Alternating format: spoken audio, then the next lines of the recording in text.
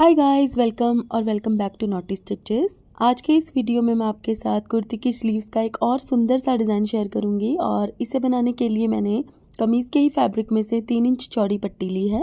तो इस पट्टी को मैंने फ़ोल्ड करके पहले से ही प्रेस कर लिया था, तो मैं आपको दिखा देती हूँ कि किस तरीके से इसको फ़ोल्ड करना है। ये देखिए, फ़ोल्ड करने के बाद ये 1 इंच चौड़ी रह जाएगी और अब हमें एक जिगजैग वाली पट्टी रेडी करनी है इसको फ़ोल्ड करके। तो देखिए, कुछ इस तरह से हमें इसको मोड़ना है। ये देखिए,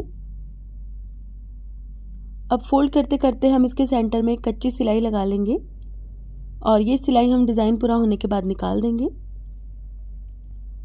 तो यहाँ पर आप ध्यान से देखिएगा कि मैं किस तरीके से इसको फोल्ड करके एक जिगजैग वाला पैटर्न बना रही हूँ।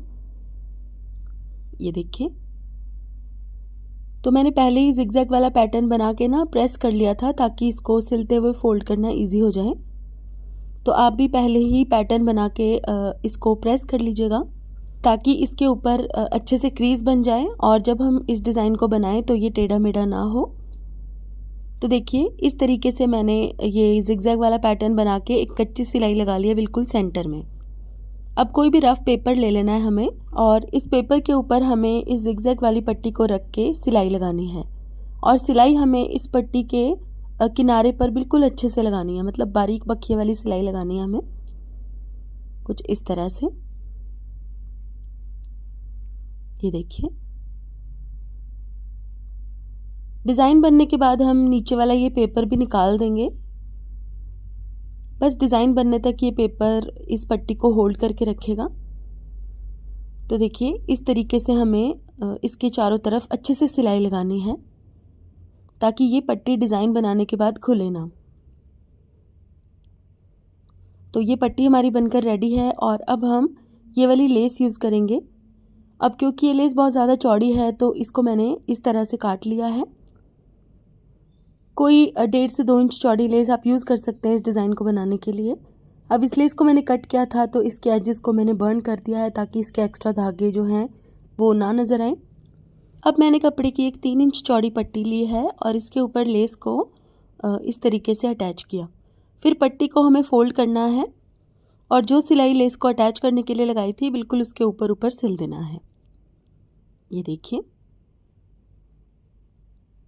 अब सिलाई लगाने के बाद हम इस लेस को सीधा कर लेंगे इस तरह से।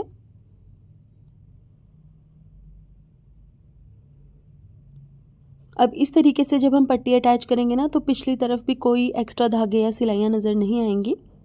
बहुत ही फिनिशिंग के साथ इस तरह से पट्टी बनकर रेडी होती है। तो यहाँ पर मैंने इसको प्रेस कर लिया है। ये देखिए, आप देख सकते हैं फ्रंट और बैक से बिल्कुल एक जैसी लग रही है ये पट्टी।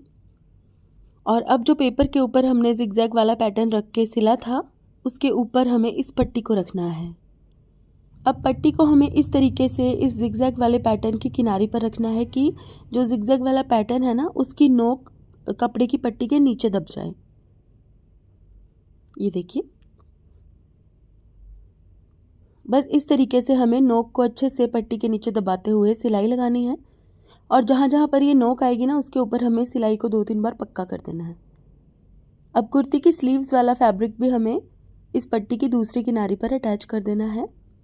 बिल्कुल उसी तरह से इसकी नोक को दबाते हुए हमें सिलाई लगानी है और जहाँ जहाँ पर नोक आ रही है ना वहाँ पर 2-3 बार एक्स्ट्रा सिलाइयाँ लगानी हैं बिल्कुल मजबूती से ताकि ये डिज़ाइन बनकर तैयार हो।